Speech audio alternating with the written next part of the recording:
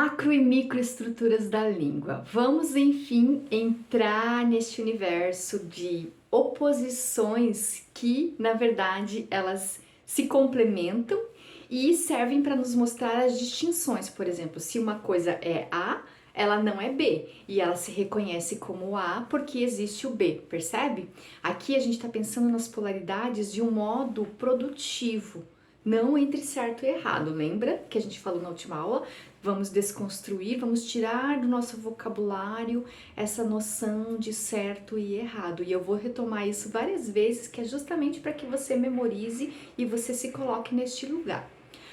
Muito bem, muito mais do que a gente saber conceitualmente, o que é a língua, né? Vamos tentar entender esse contexto mais amplo. Então eu trouxe aqui alguns pares para a gente pensar. Primeiro é língua e linguagens, segundo, objetividade e subjetividade, terceiro, fala e escrita e quarto, forma e conteúdo. Mas perceba que conforme a gente for conversando isso aqui, você vai perceber que está tudo muito interligado, onde começa uma e onde termina a outra. Essa separação é um pouco didática, só para que a gente entenda as partes, mas aqui pensando no todo, né, na integração dessas partes. Toda vez que a partir de agora você for se deparar com algum texto, seja no ambiente formal, escola, universidade, trabalho, traga em conta esses pontos específicos para você entender e fazer a sua interpretação. Isso aqui é muito importante para o nosso processo de interpretação textual. É uma leitura de mundo a partir de um lugar de conhecimento que eu tenho, que nós fazemos isso de modo inconsciente, mas aí agora você comece a trazer para o modo consciente da sua observação e análise e aprendizado, ok? Bom, a gente já sabe que a língua, né, a língua nos une no sentido de a língua é um sistema complexo, gramatical, com uma estrutura que vai servir a um povo, a uma nação, ela é um instrumento de interação social. Nós falamos a língua portuguesa porque tem toda uma história por detrás disso. Fomos colonizados por Portugal, mas existem outras línguas. E aqui, quando os portugueses chegaram, já existiam outros povos que tinham as suas línguas. E aí aqui a gente volta, lembra aquela história que falamos que a língua é poder? Por que nós falamos português hoje e não falamos a língua tupi-guarani, por exemplo? Percebe? Então, assim, a língua foi definida por questões extralinguísticos, não apenas por questões, vou falar português porque português é mais fácil, digamos assim, percebe? Não é tão simples assim essa relação, mas ok, somos falantes da língua portuguesa, e aí a gente percebe que existem 9 países que falam a língua portuguesa, ou seja, países aqui no Brasil e africanos que foram colonizados por Portugal, então tem essa herança de se tornar, né, quando a gente se torna uma nação, nós precisamos ter uma língua oficial. Essa é a estrutura do Estado moderno que se coloca. Então, eu falo a língua portuguesa. Existe uma relação aí de fato, de entender que o português, dentro do contexto de colonização, ele validava algumas coisas. Mas dentro da língua existem as linguagens. E aí, muitos teóricos, e aqui mesmo nós vamos falar em vários momentos, língua e linguagem como sinônimos. Só que é importante você não perder de vista que existem linguagens que não usam a palavra, ou seja, não são linguagens verbais, como, por exemplo, a linguagem musical, a linguagem corporal, a linguagem de computador, de programação, enfim. Perceba que são questões conceituais importantes para a gente não perder de vista. Mas por que eu estou falando das linguagens? Porque em outros momentos você já percebeu o que eu comentei. A variação linguística que a gente estuda na escola, ou seja, é um tipo de linguagem. A variação da norma padrão da língua portuguesa é um tipo de variação. Não é a mais importante, embora se coloque como a mais importante e a mais prestigiada ao longo da história. Mas existem várias outras, entende? Então, assim, aqui dentro do contexto de língua e linguagens, Sim, fazemos parte da língua portuguesa, porque existem questões históricas, sociais, políticas que estão permeando essa situação para dizermos nossa língua oficial é o português. E dentro da língua portuguesa existem muitas variações linguísticas, outras linguagens, e até mesmo dentro da questão da língua e linguagem, a gente precisa entender como tudo isso vai operar a partir da fala e da escrita, que eu vou falar logo adiante. Segundo ponto, toda vez que a gente está interagindo, a gente faz isso de novo de modo inconsciente, mas a objetividade e a subjetividade são termos muito importantes para que a gente estabeleça uma relação de honestidade pedagógica. Por que eu estou falando isso? Bom, o que é algo objetivo? É um fato, é algo que está colocado, é algo direto. O que é algo subjetivo? O prefixo sub é algo que está por baixo, digamos assim.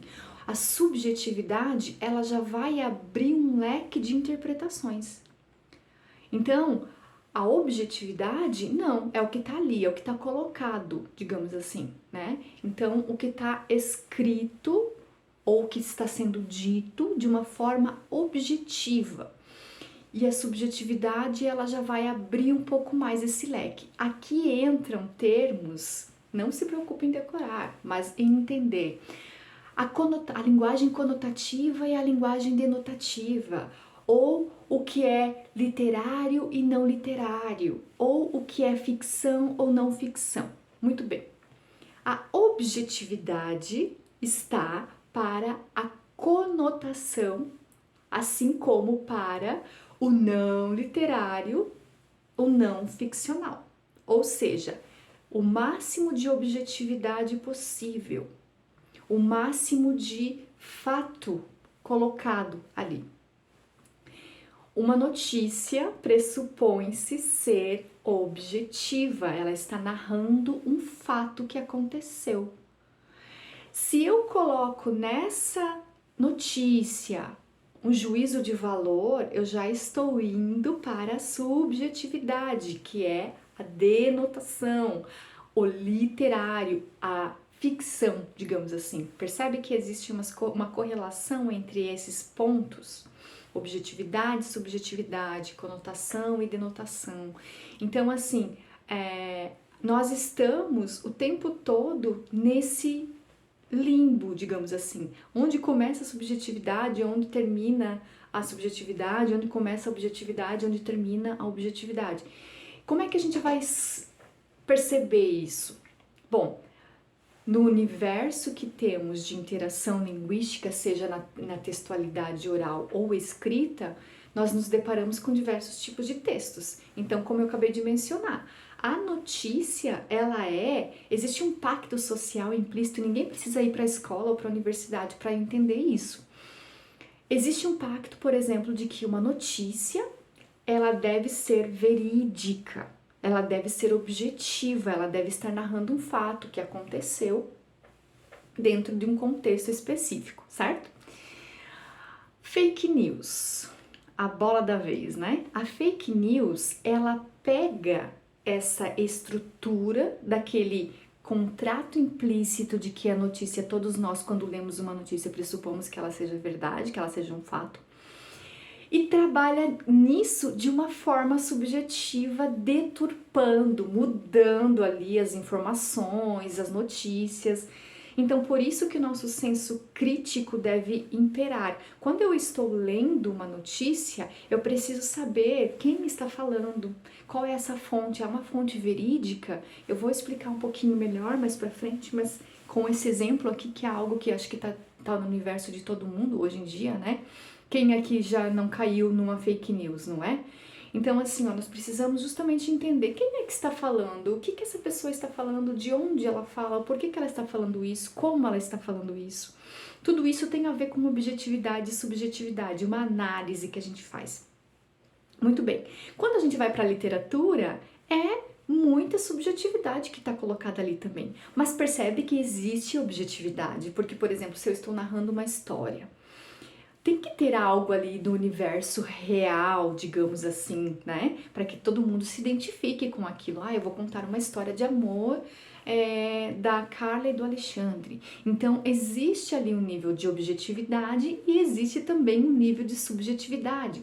Quando nós pensamos na literatura, geralmente, e é aqui que eu percebo o quanto que eu amo a questão da literatura, porque ela traz as emoções, ela vai trazer esse nosso lado mais emotivo que talvez em mim desperte amor e em você pode despertar raiva, percebe?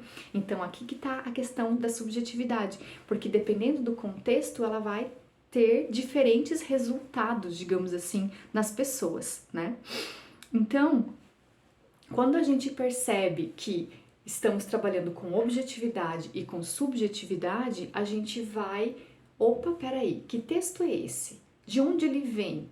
Então, então esse texto aqui é literário, é um poema, então ele é mais subjetivo. Ok, posso fazer essa análise a partir desse ponto de vista. É uma notícia? Então ele tem que ser mais objetivo. Como é que eu vou fazer essa análise a partir disso? Beleza? Fala e escrita. Como eu já mencionei, a fala é uma coisa e a escrita é outra. Ai, como assim, meu Deus? Não, peraí. Eu falo, eu escrevo, eu falo a língua portuguesa e escrevo a língua portuguesa.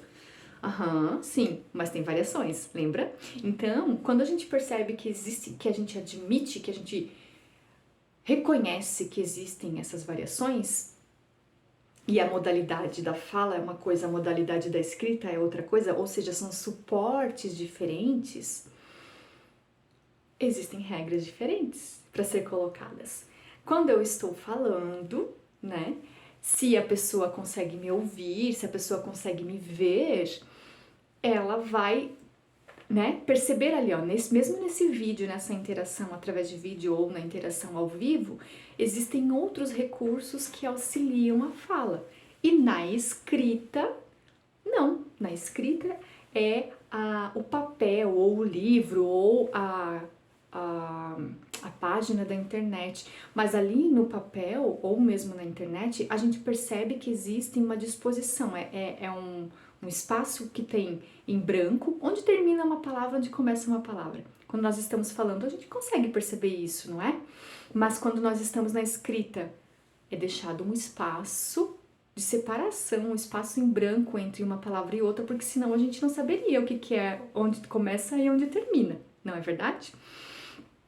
Aqui é importante a gente entender que a fala e a escrita, ela vai ter essa mobilização do conhecimento gramatical, morfológico, sintático, semântico, que vai estar relacionado ali com a pessoa que falou, o falante, o locutor daquela frase. E também para o interlocutor, que é quem está recebendo, vai receber também a partir do seu lugar de conhecimento de mundo, ok? Então a gente precisa entender que são regras diferentes e que a gente vai estar mobilizando isso inconscientemente. O tempo todo a gente está fazendo isso. Muito antes de você ver essa aula, você já fazia isso, mas a partir de agora você vai começar a olhar e entendendo que você está fazendo isso. Estou fazendo a partir da fala, estou fazendo a partir da escrita. E talvez esse pequeno detalhe faça uma grande diferença no teu contexto de aprendizado, ok? Bom, quando a gente está falando também língua, linguagem, objetividade, subjetividade, fala e escrita, a gente também está falando de forma e conteúdo. Quando a gente fala de forma, é como se fosse pensar na roupa, né? A roupa que a gente está colocando ali, que dentro do contexto linguístico nós chamamos de gêneros textuais. Os gêneros textuais, eles vão estar ligados com o tipo de objetivo que nós temos dentro daquela interação social. Lembra que eu mencionei a notícia? A notícia é um gênero textual. O poema é outro gênero textual e literário, né? Então, assim, os gêneros textuais, eles são, como disse o Bakhtin, ad infinitum. Eles são muitos e eles podem mudar ao longo do tempo. Então, por exemplo, antigamente as pessoas usavam muito o gênero textual carta. Hoje em dia é raríssimo quem escreva uma carta, não é verdade? Então, hoje em dia nós temos a textualidade dentro ali de uma conversa de WhatsApp, percebe? Ou um podcast, que são gêneros textuais que são mais recentes, digamos assim. Então, isso faz parte da estrutura e tem a ver com o objetivo daquilo que eu quero, para quem eu quero falar, como eu quero falar. Eu vou usar esses suportes e estruturas. Aqui tem a ver com a forma. O conteúdo tem a ver com a parte mais gramatical mesmo, interna da língua, né? E aí a gente chama de tipologias textuais. Muito bem, o que eu quero falar? Eu quero contar uma história, então eu quero narrar. Eu vou narrar. E aí perceba que a narração, ela pode ser tanto objetiva quanto subjetiva, ou seja, ficcional ou não ficcional. Vai depender se eu quero narrar uma notícia sobre a enchente no Rio Grande do Sul. Eu vou mobilizar personagens ali. Existe uma estrutura dessa tipologia textual que eu posso usar tanto para o nível objetivo quanto para o nível subjetivo. Tem personagens, tem uma história sendo contada, tem uma questão espaço-temporal ali, né, que é colocado. Cada tipologia textual vai ter as suas características específicas. Se eu quero descrever, eu vou descrever como é o quarto da minha casa. Eu vou colocar ali, existe uma descrição também objetiva e uma descrição mais subjetiva. Às vezes a gente usa muito a descrição em textos científicos, né? Ou então eu quero expor, vou explicar, que também vem aqui muito para o texto universitário, quando a gente faz pesquisa, eu estou explicando um conceito, por exemplo. Então eu vou usar a tipologia de exposição, de explicação. Ou então eu quero, e aí aqui você já conhece, quem já fez vestibular aí, aquela tipologia que é argumentativa. Eu vou dissertar e argumentar, eu quero argumentar defendendo um ponto de vista. Se eu estou argumentando sobre algo, eu preciso ter uma opinião a respeito daquilo. Então, as próprias tipologias, e ainda tem a injuntiva, que é dar comandos, né? Que é uma tipologia que ela está muito ligada com a receita de culinária, bulas de remédios, né? Que são textos ali mais prescritivos que têm ordens do que se deve ser feito.